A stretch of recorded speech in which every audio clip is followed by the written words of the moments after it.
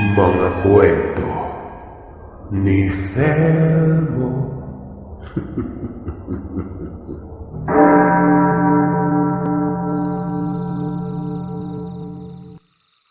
Dekada 80, Don Marcelino, sa Davao del Sur. Kakatapos pa lamang noon ni Lupe sa kolehiyo sa kinuhang kurso nito sa agrikultura. Isa itong lumad na taga General Santos si Lupe. Napadako siya sa lugar ng Don Marcelino dahil dito nakatira ang kanyang lolo at lola. Gusto niya kasi noong makita ang lupain kung saan plano niyang gawing isang plantasyon ng saging. Matagal ng pangarap ng kanyang mga magulang ang magkaroon ng sagingan, kaso ay hindi na pagtutuunan ng pansin. Gawa ng abala sila sa ibang negosyo. Kung kaya naman para hindi masayang ang malawak na lupain na namana mula sa angkan, pinag-aral nila ng agrikultura itong si Lupe. Dahil nga din masipag ang binata, kung kaya nakapagtapos ito. Opo, Sir Seth. Lalaki si Lupe. Sa naturang lugar ay naroroon pa rin ang bahay ng kanyang lola at lolo. Malaki ito, 2 palapag, at ang itaas at baba, kapwa may beranda. Ang pinagkakatiwalaan dito ay ang pamilya nang tawagin na lamang natin sa pangalang Corad. Bale, matagal na kasing saop o tenant itong pamilya nila Corad. Kung kaya ito ang pinabantay sa ari-arian. Ang edad ni Lupe ng mga panahong ito, 22 na. Kasing edad lamang niya si Corad. Ilang distansya lamang ang tirahan nila Corad mula sa bahay ng kanyang abuelo. Isang bahay na karaniwang makikita natin sa bukid. Napakasimpleng mamamayan ang pamilya nila Corad. Mabait at magalang daw ang mga ito. Kung ituring siya ay sobrang taas na tao. Etong si Lupe naman, hindi pinalaking ganon. Kumbaga, hamak na tao lamang kahit pa may kaya sa buhay. Sinasabihan niya naman ang pamilya nila Corad na imbis na amo ay kaibigan na lamang. Magkakatuwang si Corad at tatay nitong itago na lamang natin sa pangalang Mang Bito. Masipag ang dalawa sa paglilinis ng lupain. Katunayan ay nakatipid pa nga noon si Lupe dahil hindi niya na kinakailangan pang kumuha ng trabahante. Itong si Corad daw, may napapansin si Lupeng kakaiba na para ba umanong hindi pang karaniwang tao. Lalong-lalo na kung kumilos nun. Malakas ito at maliksi. Tapos ay nakakatagal umano kahit sa tirik na araw. Hindi naman masasabing baka sanay sa gawaing bukid gawa ng naikukumpara niya ito sa sarili. Mahilig magpalakas ng katawan itong si Lupe. Nag-i-ehersisyo at araw-araw yon pero madali siyang hinihingal. Isa pa, may mga ilang tao din noon na nag-uuma. Kanait lamang ito o katabing lupain pero nakikita ni Lupe ang kaibahan. Maging ang tatay nga ni Corad noon, madaling mapagod. Sa loob umano ng 1 buwan na pananatili, meron siyang natuklasan kay Corad. Maliban pa diyan, nakaranas din siya ng kagimbal-gimbal na tagpo noon. Iisa-isay natin ito mga kagiliw para mas maayos. Isang gabi, habang nasa beranda si Lupe, nakikita niyang nagtatrabaho pa din itong si Corad. Naroon ito sa isang pilapil, nagkakanal. Bali patubigan ito dahil bukod sa mga tanim na mga saging doon, may maliit na palayan din. Tinawag ni Lupe at sinabing ipagpabukas na lamang. Magpahinga o mano para mas malakas kinabukasan kahit papano. Pero ang tugon ni Corad, habang nakangiti nun, tatapusin lamang niya umano dahil malapit na din namang matapos. Tumango na lamang si Lupe. Kumuha ng pitsyel na may lamang tubig ito para ipainom kay Kurad.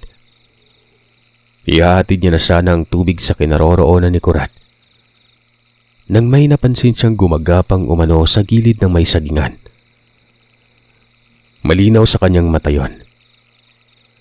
Imahe ito ng tao.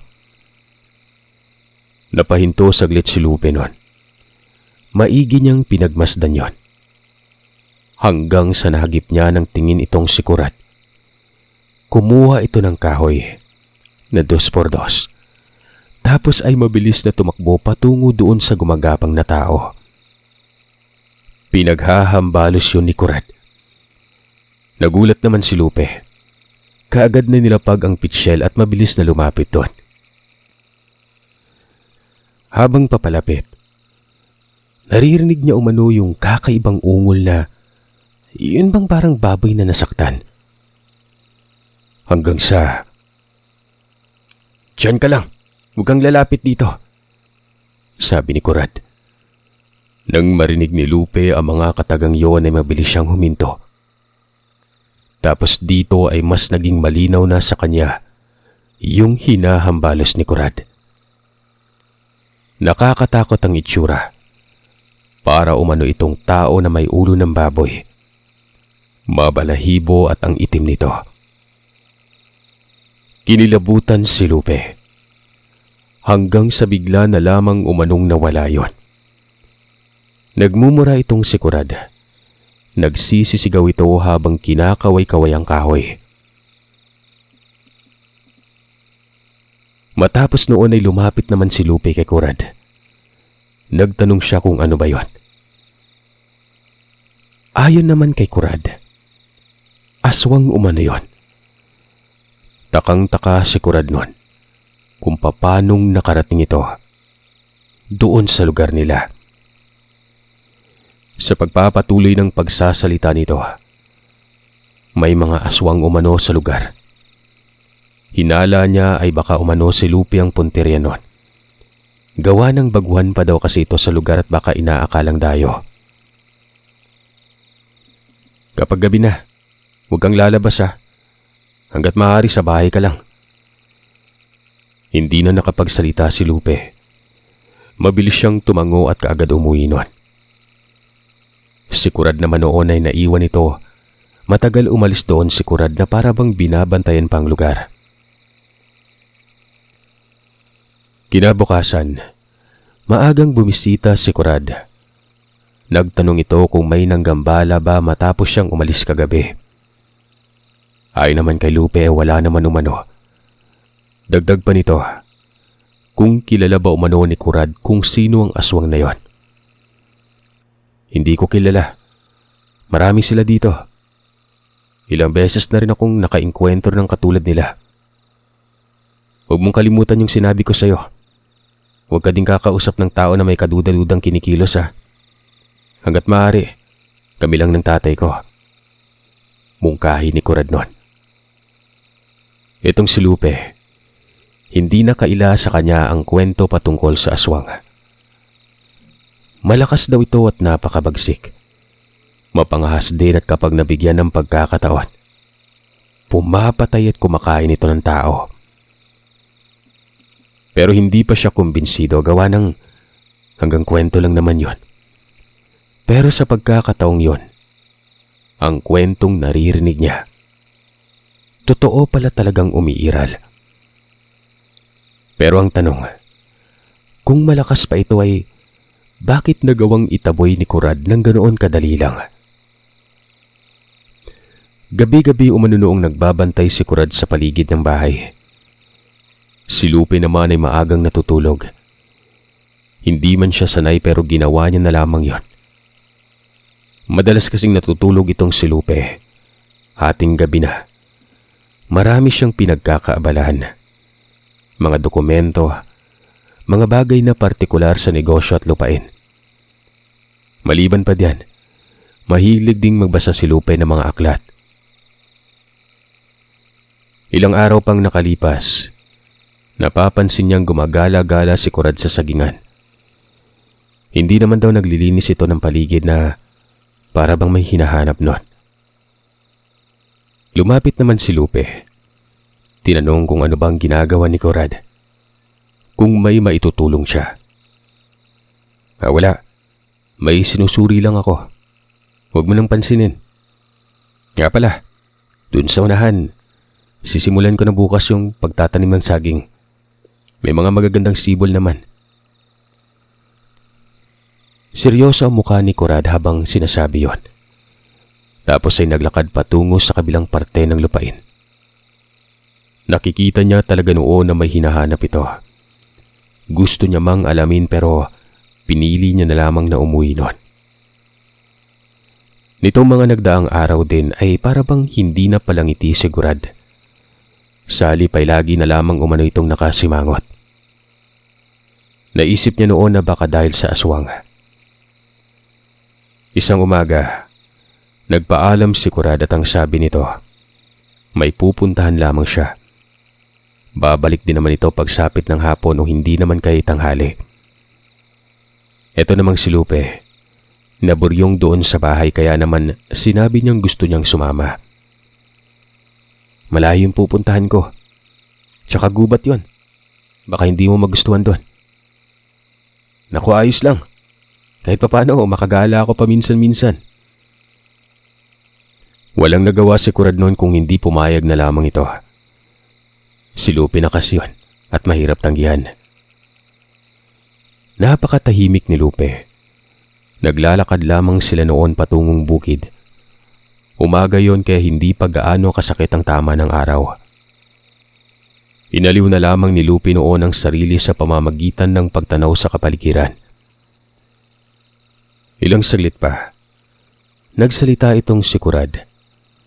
Ayon dito, naniniwala ba umano si Lupe sa mga bagay na tinatawag na mutya? Kagad namang tumugon si Lupe. Naniniwala siya sa mga bagay na mahiwaga pero hindi pa siya ganon kakumbinsido. Gawa ng lumaki siyang marangya. Hindi naman daw sa pagmamalabis. Ang mga naririnig niyang hiwaga ay hanggang sa mga kwento lang. Maging yung mga aswang nun. Pero yung aswang, may patunay na. Ganun ba? Sana hindi ka matakot ha.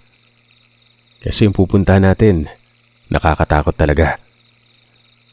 Teka Corad, sabi mo lang mutya ah. Bakit may nakakatakot? May aswang ba doon? Wala. Basta, may kakausapin lang ako. Ikaw na yung humusga.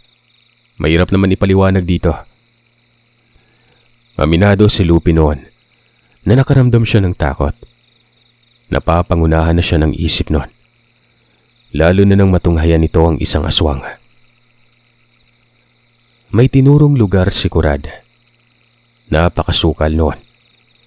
Ayon kay Lupe, para umanong pinamamahayan ng mga rebelde. Naglalakihan ng mga puno doon. Medyo makulimlim din ang lugar gawa ng nasa gilid ng matarik na bundok.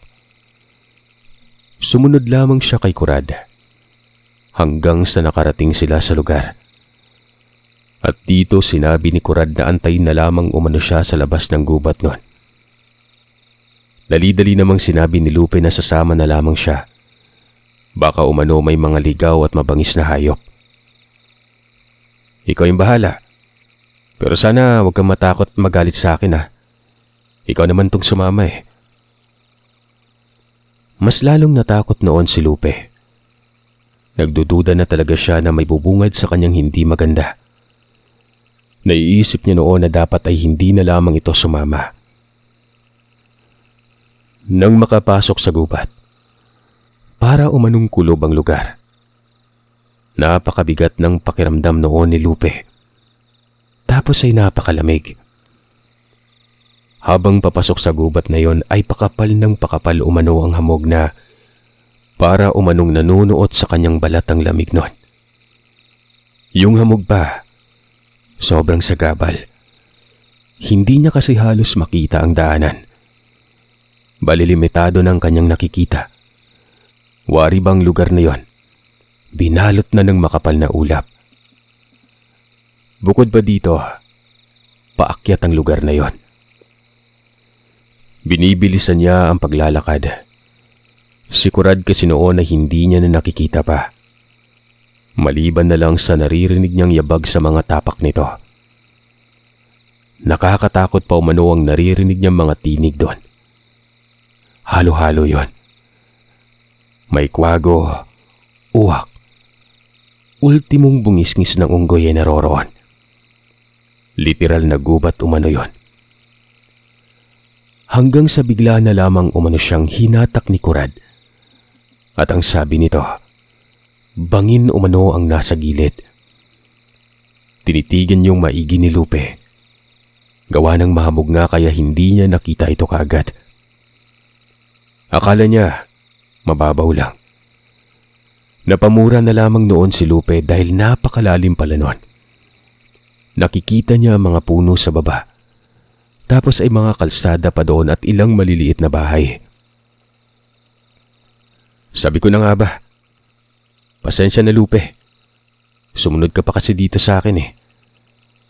Sa unahan, naroroon sa ako. Wika ni Kurad. Kamatis sana ang labas ko kapag nalaglag ako doon. Oh. Napakadelikado naman ng lugar na to. Oo tama. Kaya nga wala ganong tao yung maakit dito eh. Ilang saglit lang, narating na nilang lugar. Ito na rin ay batay sa mga sinabi ni Kurad noon.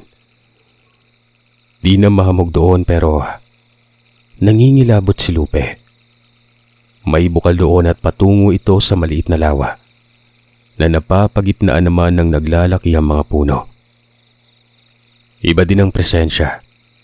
Kung kanina habang naglalakad sila ay malamig, ngayon ay maalinsangan na. Hindi naman tinatamaan ng araw ang lugar na yun pero napakainit talaga. Mas bumigat din ang nararamdaman ni Lupe. Si Kurad noon ay nakatayo lang. Tapos ay nagsasalita ito pero hindi niya maintindihan. Ilang saglit pa, may kinuha ito sa bulsa. Nakita yun ni Lupe na parang bato pero kakaiba ang kulay. Kumikinang ito na animoy diamante noon. Tapos ay bigla na lamang itong lumingon kay Lupe. Napakaseryoso na mukha. Dumistansya ka muna. Baka magalit eh. Nang marinig ni Lupe ang sinabi ni Kurad, nagtaka ito.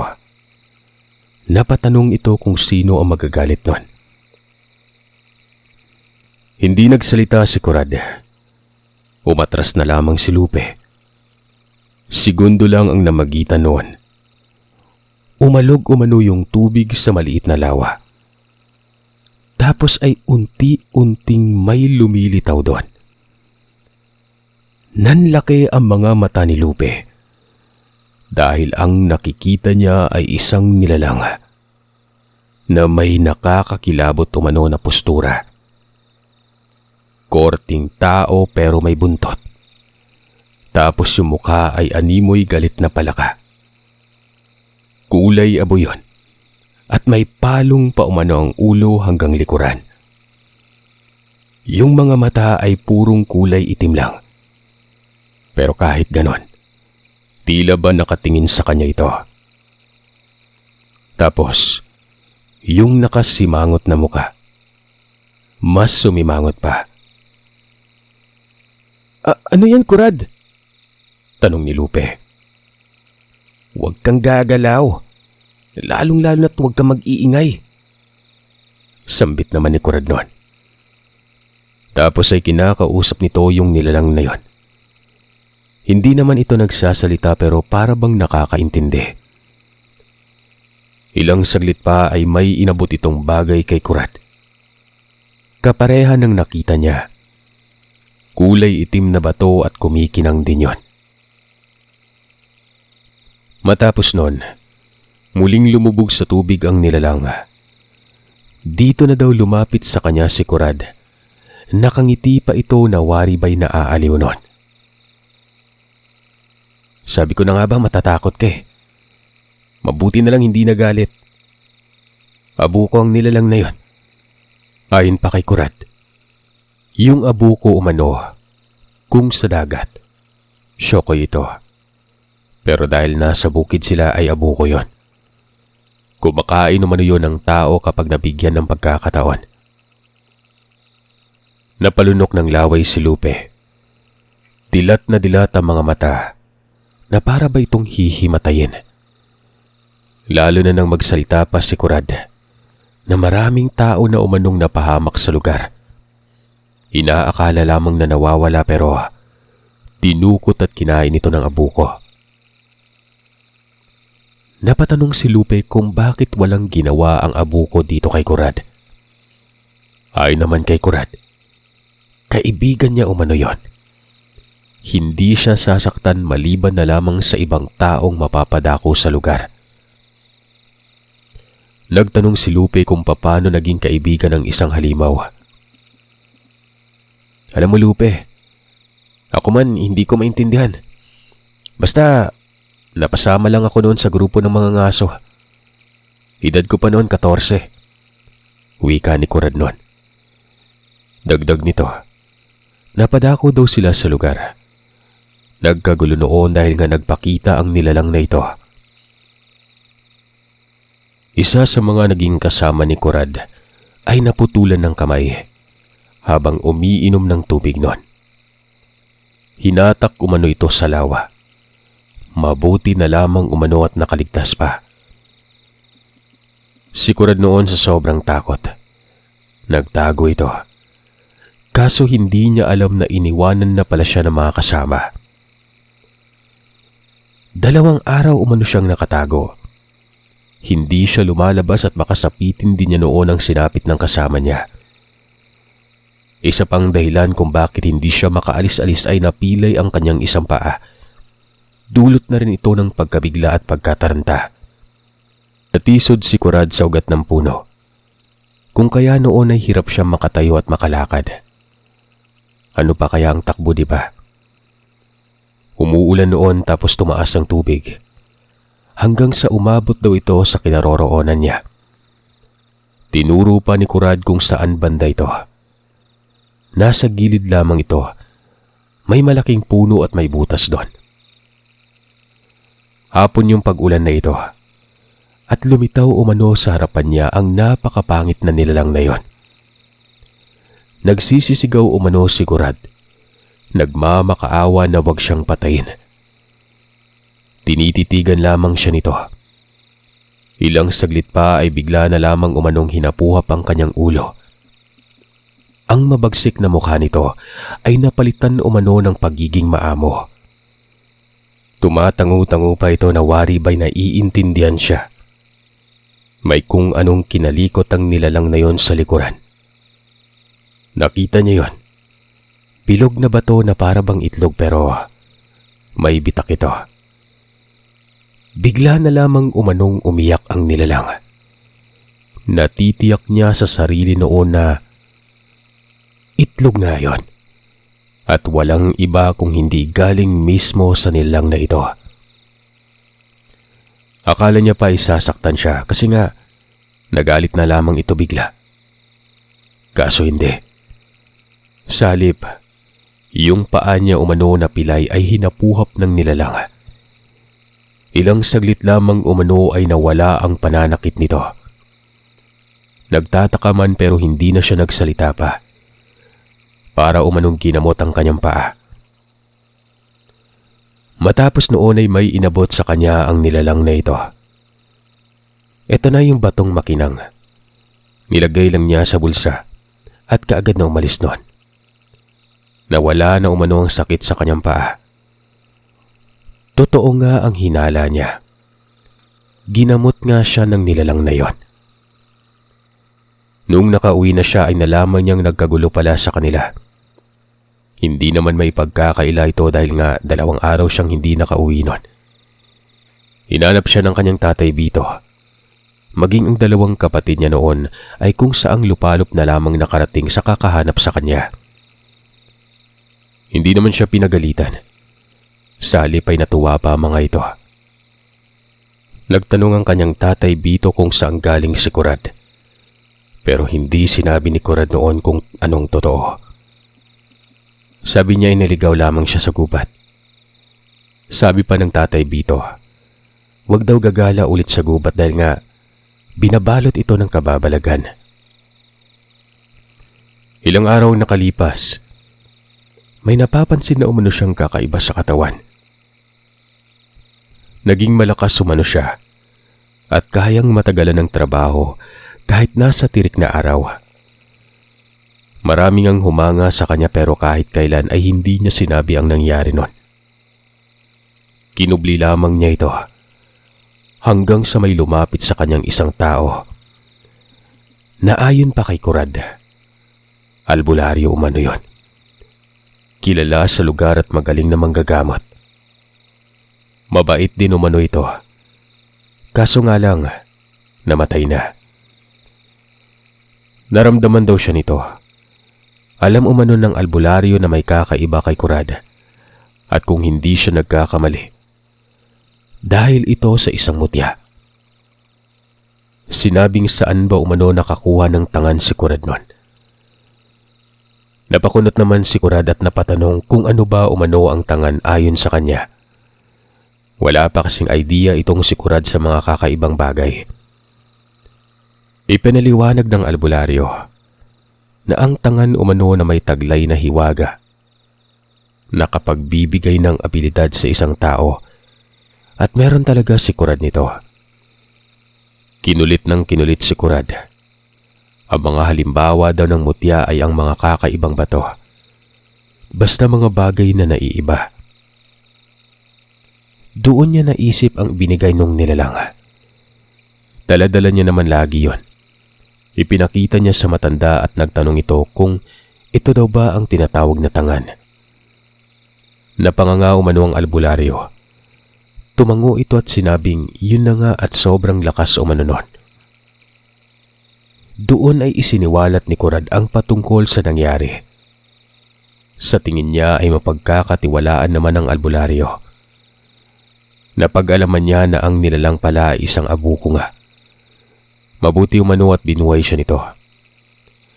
Kapag ang isang tao ay nakapasok umano sa teritoryo ng isang abuko, swerte na daw kapag nakaligtas pa. Kumakain ng karne ng tao ang abuko. Hindi may pagkakaila na kakain talaga ito ng tao. At ang ibinigay daw sa kanya ay ang mismong bertud nito. Na noon pa man ay marami nang nagnanais na magkaroon nito. Partikular na sa kanilang lugar. Bali-balita kasing may abuko sa gubat. At nagtataglay ito ng isang mahiwagang bagay. Ang problema nga lang ay lubhang napakadelikado umano. Ayon pa sa albularyo, naging sapat na sa kanya ang malaman at makita ang kung anong meron si Kurad. Binabagabag kasi talaga ang albularyo noon. Umalis naman din ito kaagad. Habang nakikinig si Lupes sa kinikwento ni Kurad, ay manghang-mangha umano ito. Pero naroroon pa rin ang kilabot. Sa pagpapatuloy ni Kurad, naisip niya noon na balikan ang lugar. Basta hindi niya alam noon kung bakit parang gusto niyang puntahan ang lugar na ito. Tila ba may nag-uudyok umano sa kanya. Hindi nga siya napapanatag noon. Hindi siya nakakatulog ng maayos dahil nakikita niya sa isip niya yung nilalang na ito. Kaya ayon, pinuntahan niya. Pero nagdala siya ng itak. Nang nasa bungad na siya ng lawa, wala umanong nagpakita sa kanya. Saglit siyang nanatili. Hanggang sa pagsapit ng hapon, lumabas umano ang abuko. Parang tuwang-tuwa pa umano ito sa kanya. Mula noon ay naging kaibigan niya ang nilalang na ito. Madalas niya na itong pinupuntahan, pero sa hapon lumalabas. Kapag tinawag niya ito at inilalabas ang tangan, lumalabas din umano ang nilalang. Doon ay naintindihan niya rin kung bakit hindi agad-agad lumalabas ang nilalang na yon. Gawa ng nakikiramdam din ito dahil sa presensya ng tangan niya. Nalalaman nito na ang nasa lugar ay si Kurad. Nagiging maingat din kasi ang nilalang dahil nga maraming nagkaka-interes sa kanya. Teka, may inabot sa iyo yung nilalang na yun, di ba?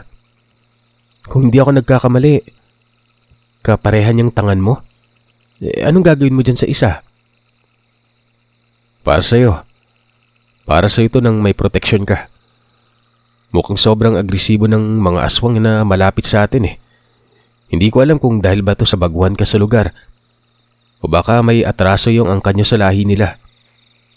O ito, tanggapin mo. Huwag mong iwawalay ah. Tinanggap naman yun ni Lupe. Kahit maliit lang ito. Pero mabigat na para bang tinggayon. Hindi alam noon ng binata kung matutuwa ba siya o hindi.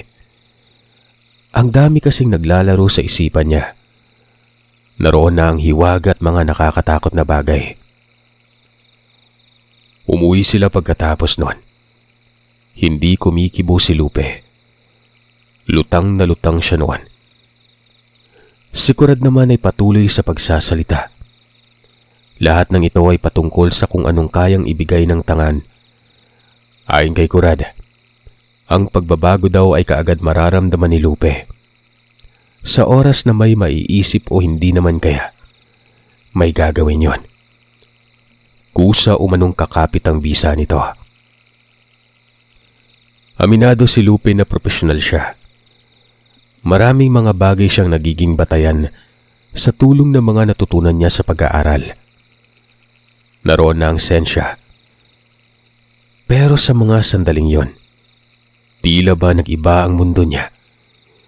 Ito ay dahil sa pagpunta niya sa lugar na hindi inaasahang magkakaroon siya ng karanasang naiiba kumpara sa karaniwan. Bagamat naging ganon, unti-unting umaantig sa kanya ang kuryosidad. Masagot lang ang mga katanungan na naglalakbay sa kanyang diwa noon. Nang makarating umano sila sa bahay, si Kurad noon ay pumuslit sandali na wari ba'y pinapakiramdaman si Lupe. Ito na rin ay ayon kay Lupe. Nakaupo yun sa beranda habang nakatitig sa kanya. Maya-maya pa, nagpaalam na ito at sinabing tatapusin niya ang pagtatanim ng saging. Walang naging tugon si Lupe, maliban na lamang sa pagtango. Nang makaalis si Kurad, tinitigan niya sa palad ang itim na bato. Sadyang kakaiba talaga ito. Noon pa lamang siya nakakita ng itim na bato na kumikinang.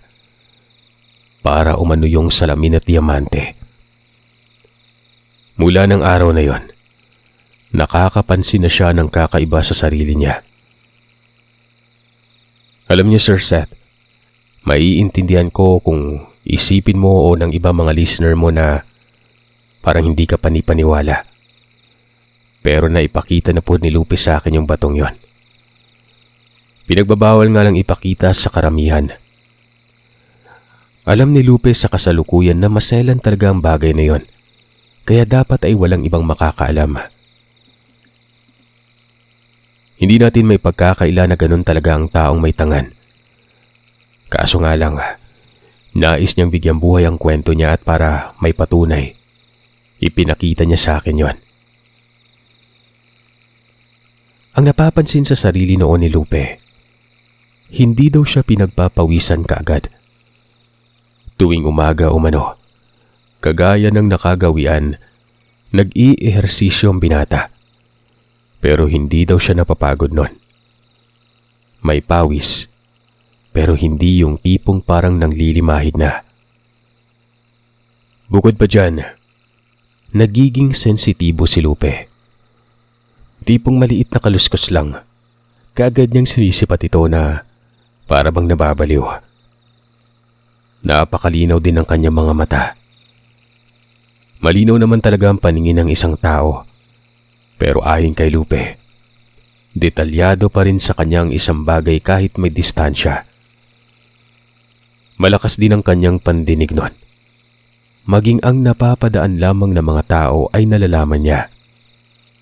Alam niya kung ilan. Napapailing na lamang si Lupe sa pagkakataong yon.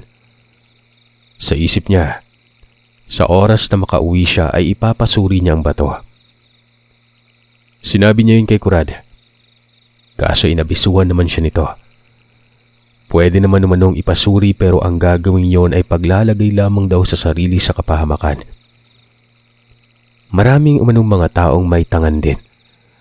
At sa oras na malamang may mutya si Lupe, posibleng hamakin siya para makuha ito. Lalo na't inosente pa si Lupe nun.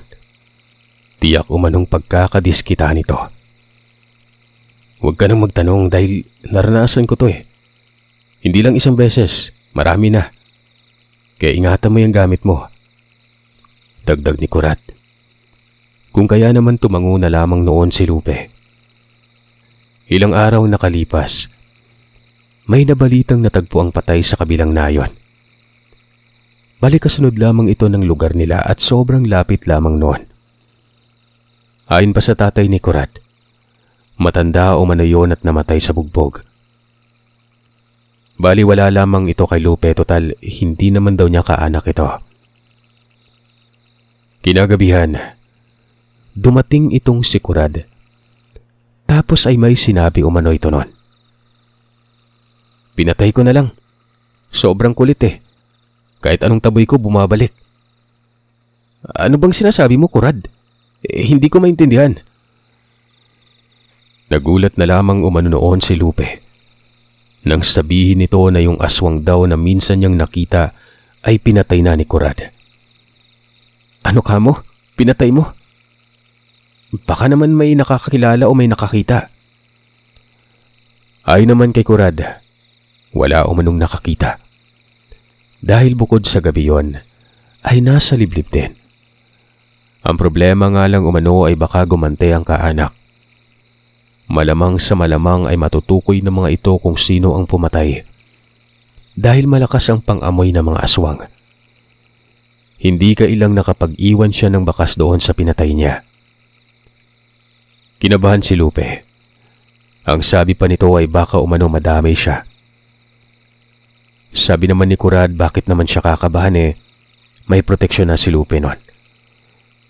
Dagdag pa nito, wala ba umanong tiwala ito sa tangan? Hindi nakapagsalita si Lupe nun. Tama naman at may abilidad na nga siya pero wala pa siyang karanasan sa aswang. Sa gabing yun din, may nagsidatingan ding hindi kilalang mga tao. Dalawa yun at puro lalaki.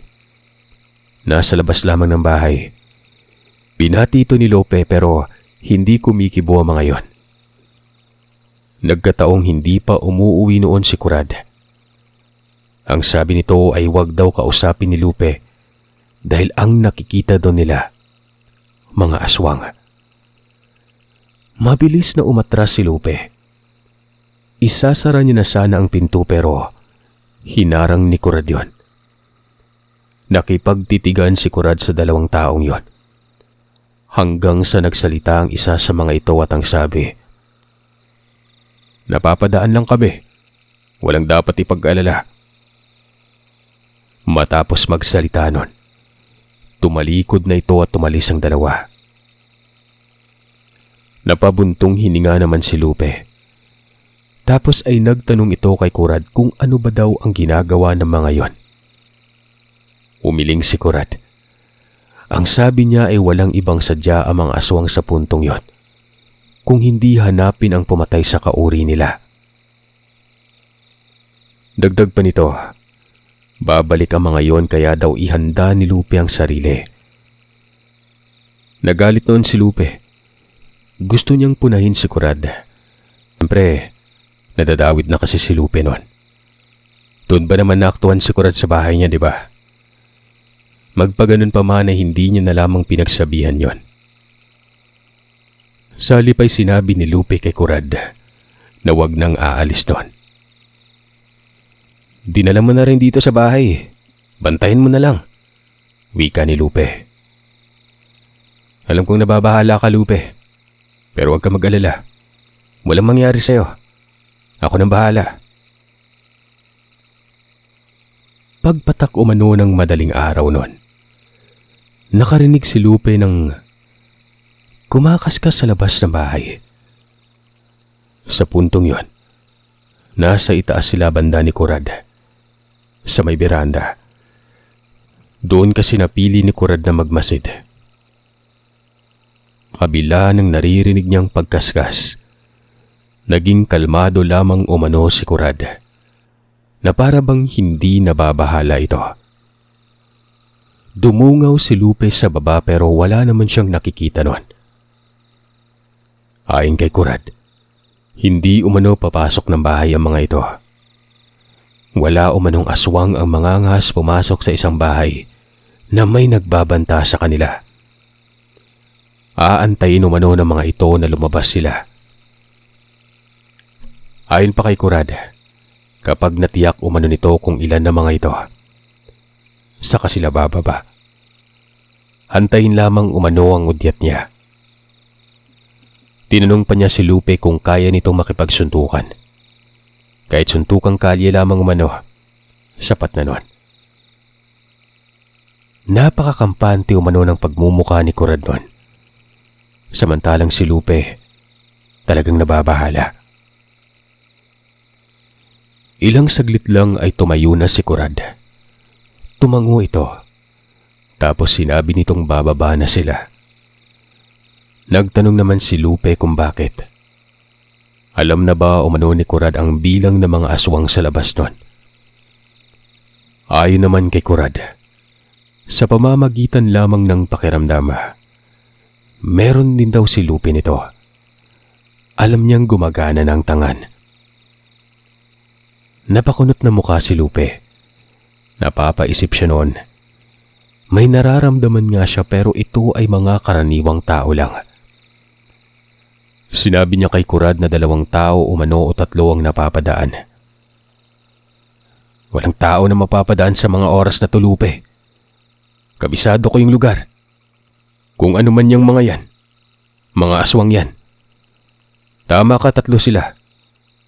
Tara na, sumunod ka sa akin. Dali natin sila sa malayo.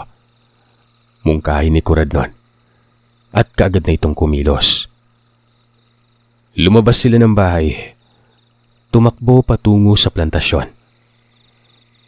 Nakasunod lang si Lupe pero sa mga sandaling yon, abot langit na ang kanyang pangangamba. Wala naman daw siyang nakita sa labas. Walang namamataan ng binata na may tao. Pero patuloy lamang si Kurad. Sinabi pa nito na magmadali daw sila. Segundo lang ang namagitan nun.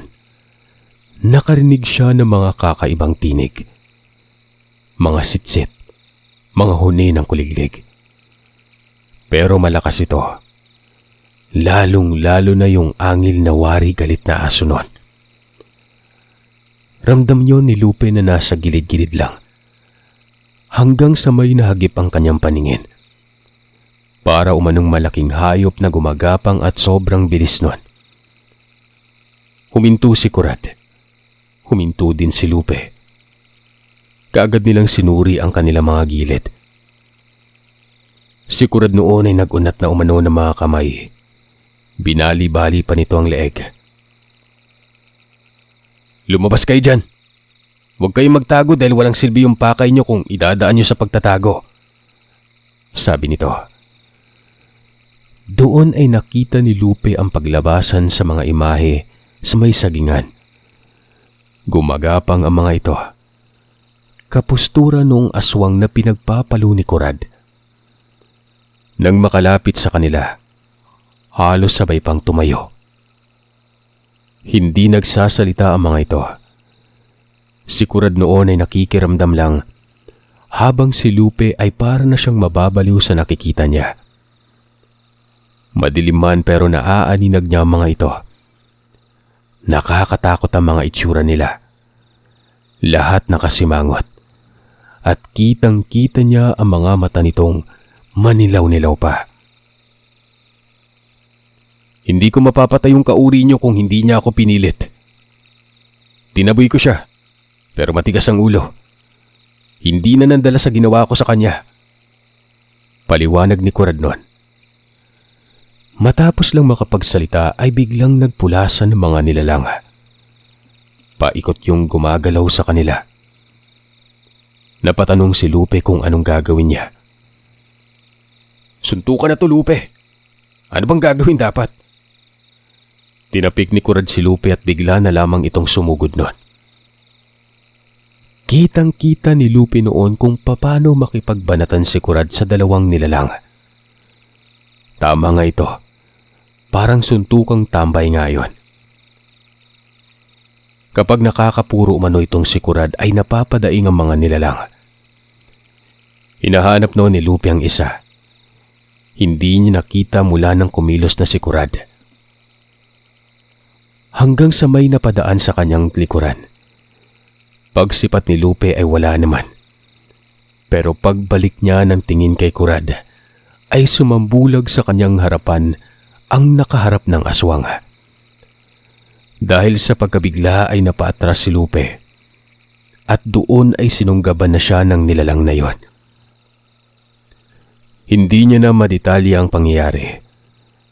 Wala na kasi ito noon sa sarili.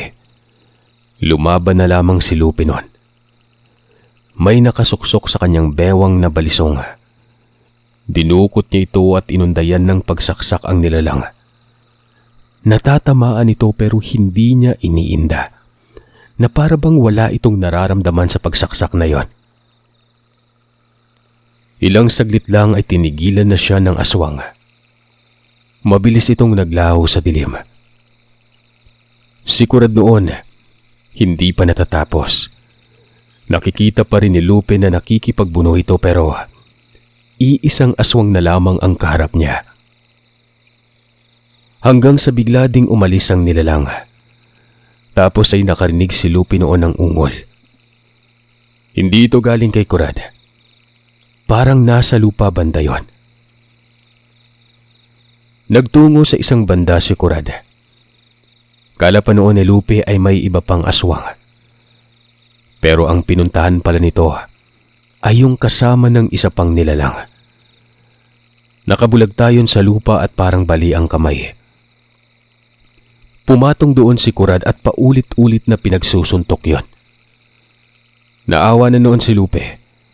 Gawa ng hindi na lumalaban ang nilalang. Umiyak umano ang nilalang at sinabing huwag siyang patayin. Kung kaya naman inawat na ni Lupe ang kaibigan. Basag umano mukha ng aswang pero nasaan yung tao na ito? Sinabi ni Kurad na kapag umulit-ulit ay papatay niya na yon. Pinaalis niya ang aswang. Walang kibo si Lupe. Parang wala pa ito sa ulirat. Naroroon pa rin ang tensyon sa kanya. Ilang saglit lang ay nagmungkahi na si Kurad na umuwi na sila noon. Maaring bumalik pa umano yung mga nilalang pero katulad ng sinapit na mga ito, ganoon na ganoon pa rin umano ang kalalabasan. Si Lupe noon ay pinili na lamang umuwi. Ipinagkatiwala niya ang sagingan sa pamilya nila Kurad. Aminado siya noon na may tanga na siya. Nakakatulong ito pero kung doon naman siya mananatili ay hindi matatahimik ang buhay niya. Umuwi nga si Lupe. Dumadalaw siya sa lugar pero saglit lang. Nalaman niyang wala na umanong naganap pa na panghahamak ng mga aswang na yon. Hanggang sa may sinabi si Kurad sa kanya. Batay na rin ito sa kanyang ama. Noon umano ay may mga katiwala itong mga abuelo ni Lupe. Pero hindi daw tumagal yun dahil nga pangit ang ugali ng lola ni Lupe. Kung makatrato daw ito sa tauhan ay pinagmumukhang mangmang. Tapos kung makabitaw pa ng salita ay masakit talaga. Naabutan pa nga daw ni Kurad yon. At wala pang tangan si Kurad noon. Isang pamilya yon at namatayan ng anak dahil nga nasobran sa trabaho. Duda siyang angkan ng aswang ang dating mga katiwala. Siguro, nagkimkim ito ng galit at ang pinagbuntungan, si Lupe na. Dahil nga yung mga abuelo daw ni Lupe, lumikas ito. Gawa ng baka ginagambala ng mga aswang. Hanggang sa namatay na lamang ang dalawang matanda, pero ang galit siguro ng mga angkan na yon ay hindi pa kumukupas. Yun lang ay base sa pananaw ni Conrad. Dahil nga matapos umalis itong si Lupe, wala nang nangyaring pangahamak ng aswang. Napapaisip noon si Lupe na posible nga yun, kaya ganoon na lamang ang pag-ingat niya kapag napapadako sa lugar. Nasa kanya pa rin ang mutya ng abuko. May asawa at mga anak na si Lupe. Ganon din si Conrad.